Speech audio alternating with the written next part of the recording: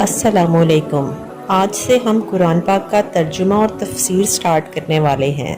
तो आप लोग भी अगर कुरान का तर्जुमा और तफसीर स्टार्ट करना चाहते हैं तो चैनल को सब्सक्राइब कर लें और बेल आइकन प्रेस कर लें ताकि आपको इस हवाले से अपडेट मिलती रहे। तो आज हम कुरान की सूरत इखलास का तर्जुमा करने लगे हैं। तो चलिए स्टार्ट करते हैं। शुरू अल्लाह के नाम से जो सब पर मेहरबान है और बहुत रहम करने वाला है।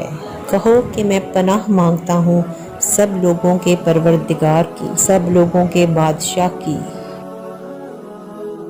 मतलब ये है कि अल्लाह ताला की पनाह मांगता हूँ जो सबका परवरदिगार भी है, सही मायने में सबका बादशाह भी और सबका मबूद हकीकी भी है, इस वसवसा डालने वाले के शर से जो पीछे को छुप जाता है।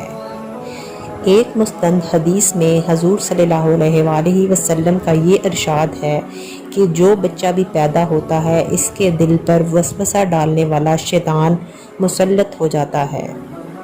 जब वो होश में आकर अल्लाह ताला का जिक्र करता है तो ये वसवसा डालने वाला पीछे को दुबक जाता है और जब वो गाफिल होता है तो दोबारा आकर वसवसा डालता है।